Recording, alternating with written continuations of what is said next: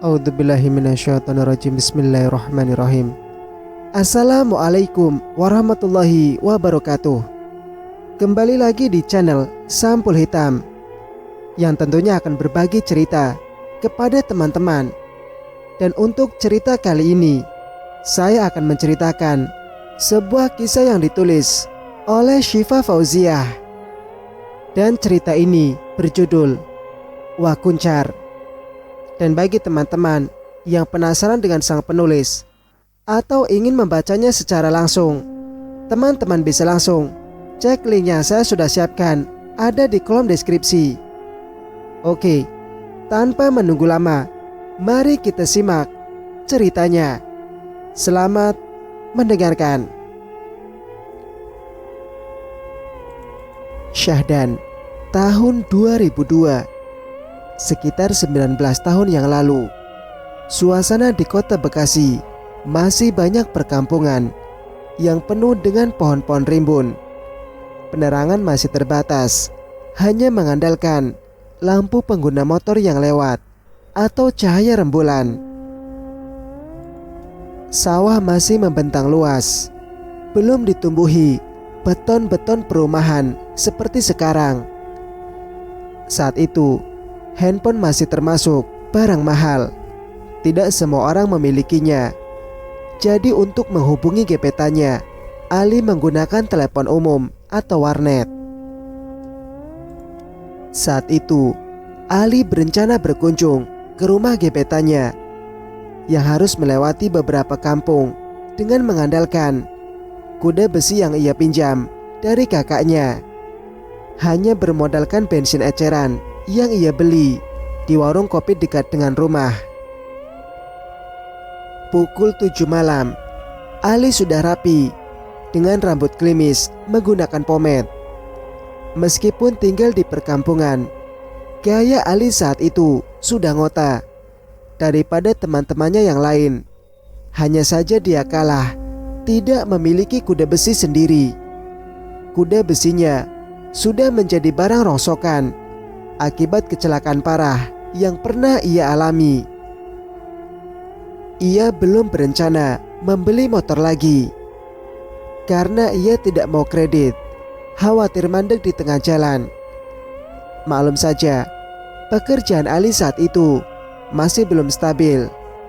Hanya cukup untuk jajan, menabung, dan memberi jatah ibunya untuk tambahan keperluan dapur. Ali menyalakan motornya, lalu merapatkan sweater yang ia kenakan.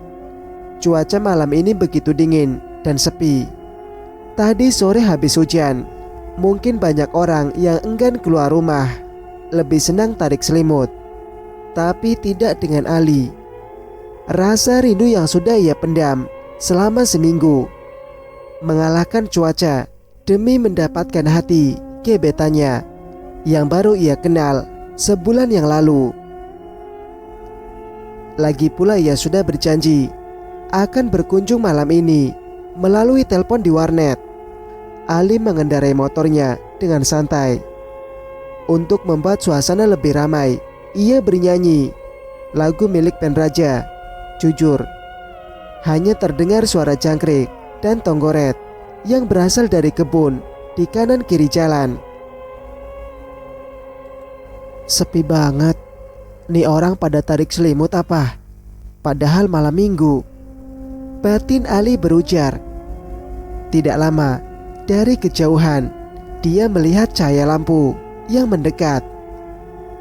Ali mengklakson, jaga-jaga begal atau orang yang mungkin memang melintas di situ. Sahutan klakson dari depan. Ternyata motor juga. Seorang bapak tua yang membawa belanjaannya di kanan kiri motor dengan tas khusus belanjaan. Mau kemana, Li? Tanya bapak tersebut, yang ternyata masih tetangga rumah Ali. Mau ke rumah temen, Bah. Mari, jawab Ali setelah memelankan sepeda motornya. Hati-hati, cuacanya adem, sahut si bapak datar tanpa menoleh pada Ali. Iya bah. Aneh, itu kan si Abah. Biasanya ramah dan murah senyum. Kenapa mukanya datar aja ya? Ah, mungkin capek kali, pikir Ali santai. Ali melanjutkan kembali perjalanan yang memang cukup jauh itu. Akhirnya ia sampai ke jalan besar yang sudah diaspal dan cukup penerangan. Alhamdulillah, Ali menarik gas dalam agar tidak semakin larut sampai rumah Astri, sang gebetan. Assalamualaikum. Waalaikumsalam, jawab orang dalam rumah Astri. Cari siapa, Dek?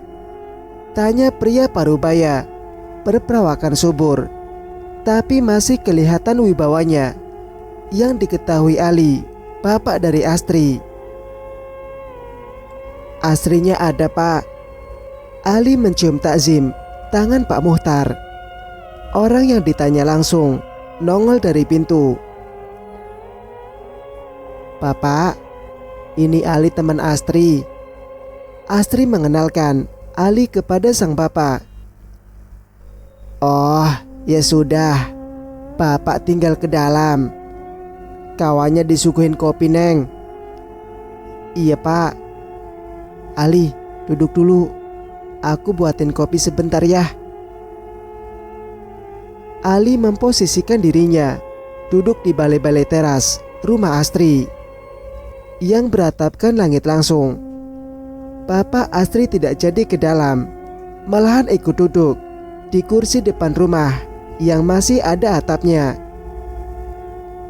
Kamu asalnya dari mana? Tanya Pak Muhtar basa-basi. Saya dari Setu, Pak. Kawannya kakak kelas Astri di sekolah dulu. Oh, Setu. Dekat rumah Pak Lukman gak? Dekat rumah Pak Lukman gak? Lumayan deket, Pak. Bapak kenal sama Pak Lukman? Iya kenal. Kawan bapak kecil dulu itu. Jauh juga bapak mainnya. Dulu belum ada motor, kita jalan kaki mainnya. Gak berasa jauhnya. Tahu-tahu sampai aja. Bapak jualan daun singkong sampai pasar Tambun ngontel sepeda. Pak Muhtar bercerita sambil menerawang jauh mengenang masa mudanya. Wow, hebat banget Bapak. Ali memuji tulus. Zaman dahulu, kalau nggak jualan ya nggak jajan, nggak bisa sekolah. Neneknya Astri cuma sendirian ngidupin 8 anak. Masya Allah, wanita zaman dulu tangguh ya Pak. Hayo, ngomongin apa? Pasti Bapak cerita tentang zaman muda dulu nih. Tiba-tiba Bu Fatma keluar dari rumah dan bergabung dengan mereka. Lah iya Bu, ibumu dulu itu benar kata Ali, wanita tangguh, sama kayak mak juga. Pak Muhtar menyebut bangga dua wanita yang sangat dihormatinya. Ibu dari Bu Fatma yang dipanggil emak. Tri, Astri, kamu lama bener bikin kopinya. Sabar ya Bu, Astri masak air dulu. Kebetulan air termos habis. Astri keluar dari dalam rumahnya membawa nampan berisi kopi dan singkong rebus yang dia panen dari kebun belakang rumahnya tadi pagi. Nah, ini Li, mantap. Singkong rebus sama kopi di cuaca habis hujan. Ayo dimakan. Pak Muhtar mempersilahkan Ali untuk makan. Dia memang dikenal ramah di kampungnya, suka membantu tetangganya dalam hal tenaga maupun materi. Makanya disegani orang-orang. Yang Ali tahu, Pak Muhtar bahkan terkenal di kampungnya juga. Meskipun nyalinya sedikit ciut saat memutuskan untuk mendekati anaknya, Tapi apa salahnya dicoba? Syukurnya, bayangan Ali tentang Pak Muhtar yang galak tidak menjadi nyata. Kamu tadi lewatin pohon bambu yang lewatin rumah Pak Lukman. Iya Pak, saya tadi lewat situ. Kenapa Pak? Dulu waktu Bapak lewat situ sama Pak Lukman, ada yang ngisengin Bapak. Hahaha. Oh iya, katanya sih emang terkenal angker Pak.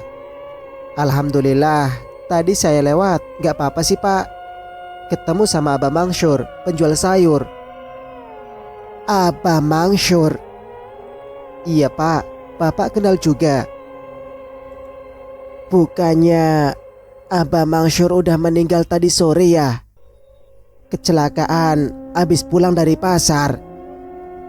Ali yang mendengarnya langsung kaget.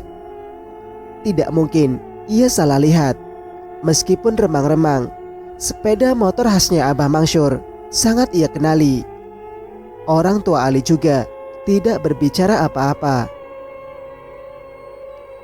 Ah, masa sih Pak? Mungkin bukan Abah Mangsyur kali. Mirip doang, sahut Ibu Fatma. Ah iya, mungkin Bapak salah dengar.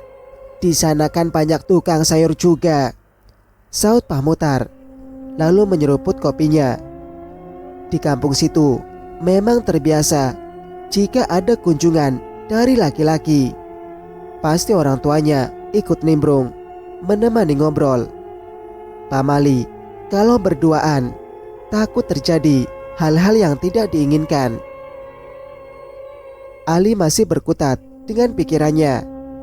Kemudian Pak Muhtar dan Bu Fatma masuk ke dalam rumah. Dengan pintu rumah yang masih dibiarkan terbuka agar mudah mengawasi anak semata wayangnya. Kamu gak iseng Li, malam-malam keluar rumah, apalagi habis hujan gini? Ya enggak lah, kenapa iseng? Aku kan juga udah janji sama kamu mau datang. Astri tersipu mendengar jawaban Ali. Dan menepati janjinya, Gayung bersambut. Astri juga memiliki perasaan khusus kepada laki-laki di depannya itu. Namun, sebagai wanita, ia tidak mau menyatakan perasaannya duluan.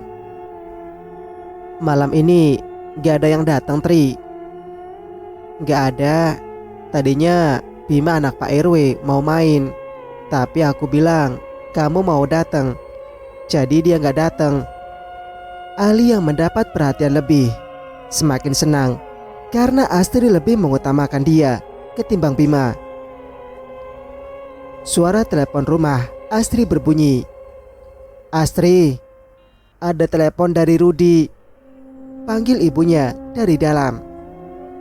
Sebentar ya, aku masuk dulu. Duh, siapa lagi nih Rudi? Banyak banget saingan gue, batin Ali berbicara. Tadi Bima, sekarang Rudi. Nampaknya perjalanan dia untuk meraih hati Astri akan sedikit panjang. Gadis manis berambut sebahu itu sudah memikat hati Ali sejak pertama bertemu di rumah Desi, pacar dari Andri, temannya Ali. Maaf ya, tadi teman kerja aku yang telepon. Oh, iya nggak apa-apa. Tri, Li, mereka memanggil berbarengan lalu tertawa. Kamu dulu, kamu aja dulu. Gak apa-apa, kamu duluan aja, sahut Astri. Terus aja begitu sampai Belanda datang lagi. Dengan memberanikan diri, Ali akan mengutarakan perasaannya kepada Astri. Dia khawatir kesalip sama saingan-saingannya yang lain. Urusan diterima belakangan. Ya udah, aku duluan. Jadi begini. Ali menjeda ucapannya dan menarik napas panjang. Astri berbalik melihat Ali dan menunggu apa yang akan dikatakan Ali. Aku senang sama kamu sejak pertama ketemu. kamu mau jadi pacar aku? Tembak Ali to the point. Sejujurnya, Astri senang Ali mengungkapkan perasaannya. Tapi Astri masih belum yakin dengan perasaannya sendiri, karena mereka baru mengenal sebulan. Aku... Belum sempat Astri menjawab, sebuah motor gede berhenti di depan rumah Astri. Rudi, kamu jadi datang. Padahal Astri sudah bilang pada Rudi kalau ada temannya yang sedang berkunjung. Namun karena Rudi sudah di perjalanan, jadi Rudi tetap melanjutkan perjalanan. Firasat Rudi mengatakan dia harus tetap ke rumah Astri, cewek yang diincar dia 4 bulan yang lalu. Tapi Rudi takut mengungkapkannya, takut ditolak. Mendengar tadi ada Ali di rumah Astri, Rudi tetap melanjutkan misinya. Ali menengok ke arah Rudi dan tersenyum santai, padahal dalam hati dongkol setengah mati. Rudi, Ali, sorry nih gue ganggu, udah setengah jalan, jadi sekalian aja datang, ucap Rudi santai dan ikut duduk di antara mereka. Mendapat 2 kunjungan sekaligus, Astri mengurungkan menjawab pertanyaan Ali tadi. Sebentar, aku masuk dulu bikin teh. Ini memang bukan pertama kali Rudi datang, dan jadi hafal minuman yang bisa diminum Rudi. Ganggu aja nih laler, batin Ali. Hampir aja gue kalah cepet sama nih anak. Kali ini batin Rudi berbicara. Jadi mereka saling berbicara menggunakan bahasa batin. Mereka diam satu sama lain seperti perang dingin. Ali memang tidak kenal Rudi, tapi cukup mengerti laki-laki yang ada di hadapannya ini memiliki rasa kepada Astri dari tatapan matanya. Loh, nak Rudi main juga toh. Udah lama gak main padahal ya. Pak Muhtar keluar dari persembunyiannya kembali. Sebagai lelaki yang pernah muda, Pak Muhtar tahu bahwa 2 laki-laki yang ada di hadapannya ini menaruh rasa terhadap anak gadisnya. Iya Pak, Rudi ngerjain kerjaan sampingan kemarin, jadi jarang main. Ini sekarang baru sempat main lagi, ucapnya sambil meraih tangan Pak Muhtar untuk bersalaman. Wah, luar biasa anak muda ini.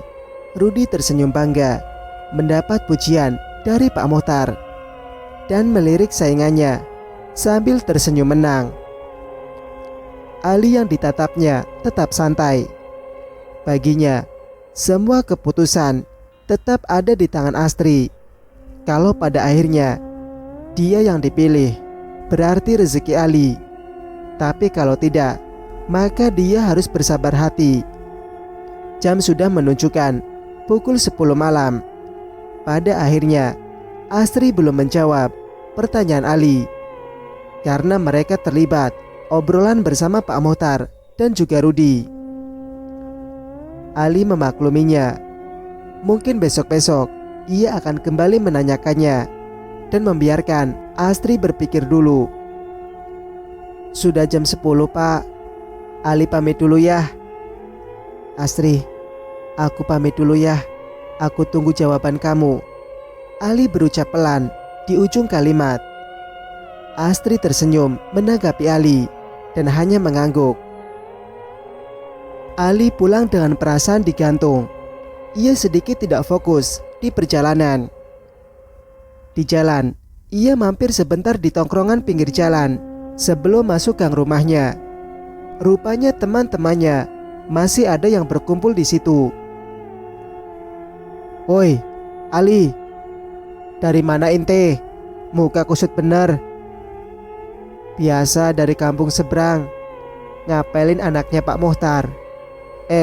Malah diganggu laler, ucap Ali sambil mencomot pisang goreng di keranjang gorengan. Hahaha, laler apa tuh? Ente jadi ngegepet Astri? Mantap dah. Sayangannya banyak bener itu. Dulu gebetannya Andri, cuma ditolak Astri, terus malah jadian sama Desi. Terang Jamal, kawan sepermainan Ali. Dan Andri tanpa diminta oleh Ali. Ali baru tahu kalau Andri pernah ditolak Astri karena Andri tidak pernah bercerita kepada Ali. Oh iya, baru tahu gue, laler ijo yang ganggu. Ali hanya berkomentar sedikit, tanpa berniat menceritakan perihal kedatangan Rudi yang berbarengan dengan Ali tadi. Ali mau ngopi atau ngeteh? Tanya Mak Ipah, pemilik warung. Ngopi aja, Mak. Tiba-tiba, saat mereka asik mengobrol, terdengar sirine mobil ambulans. Ternyata bukan mobil ambulans yang lewat, melainkan mobil jenazah. Ali melihat mobil jenazah tersebut sambil berpikir, siapa yang meninggal? Siapa yang meninggal, Mak? Itu Abah Sayur. Tadi sore kecelakaan waktu pulang dari pasar, terus meninggal. Kasian, padahal cuma dia tulang punggung keluarganya. Anaknya gak ada yang inget, padahal udah pada sukses. Innalillahi wa inna ilaihi roji'un. Ali terdiam sejenak. Kalau itu Abah Sayur yang meninggal. Lantas, tadi siapa yang bertemu Ali sewaktu berangkat ke rumah Astri? Ali masih berkutat dengan pikirannya. Mungkin bukan Abah Sayur yang tadi berpapasan dengan gue. Ali masih berusaha berpikir positif. Kenapa ente Li? Bengong aja dari tadi. Jamal mengayun-ayunkan tangannya di depan muka Ali. Gak apa-apa, Mal. Tadi pas berangkat ke rumah Astri, gue ketemu Abah pakai motor yang biasa kanan kiri ada tas sayurnya. Yang bener ente. Salah lihat kali. Jangan bikin gosip dah. Jamal menyeruput kopinya. Iya, salah lihat kali, ucap Mak Imah. Iya kali, Mak. Ali salah lihat. Ya udah, Ali mau balik aja deh. Berapa jajan Ali, Mak? Kopi sama pisang goreng 2 biji. Kopi 2.000, pisang goreng 2 biji 1.000. Semuanya 3.000. Ali menyodorkan uang pecahan 5.000-an. Setelah menerima kembaliannya, ia bergegas pulang menyalakan motornya. Di perjalanan, Ali masih memikirkan pertemuan dengan Abah Sayur tadi sore. Suasana malam yang semakin sepi membuat bulu kuduk Ali merinding. Hingga tiba-tiba di tempat tadi ia bertemu dengan Abah. Ia melihat dari kejauhan sesosok seperti guling besar di dekat pohon bambu. Bismillahirrahmanirrahim. Ali merapalkan ayat-ayat Al-Quran yang ia hafal. Hingga semakin dekat, semakin jelas sosok itu. Dan benar saja, sosok itu berjalan melintasi Ali dan terbang ke atas. Ali menarik gasnya dalam-dalam dan berteriak sedikit keras. A'udzubillahi minasyaitonirrajim. Astaghfirullahaladzim. Allahu Akbar. Ali melirik dari kaca spionnya, khawatir guling itu mengikuti. Alhamdulillah, guling itu menghilang. Nampaknya dia hanya ingin menunjukkan wujudnya kalau mereka ada. Pembawaan Ali yang tenang menyelamatkan dia sampai ke rumah. Karena Ali berprinsip tidak harus takut kepada jin dan setan. Kedudukan manusia lebih tinggi daripada mereka. Mungkin saja yang tadi ia lihat bukan arwah Abah, tapi setan yang ingin memperdayainya. Ali sampai di rumahnya dan melihat dari kejauhan rumah Abah Mangsyur, si tukang sayur, yang ramai oleh keluarganya. Besok sajalah takziahnya. Sekarang sudah malam, pikirnya. Ia segera berwudu di keran depan rumahnya sebelum masuk rumah. Assalamualaikum. Cerita pun bersambung. Bagaimana menurut pendapat kalian? Jika kalian suka dengan ceritanya, jangan lupa untuk like, komen, dan subscribe channel ini agar bisa mendengarkan cerita-cerita berikutnya. Wassalamualaikum warahmatullahi wabarakatuh.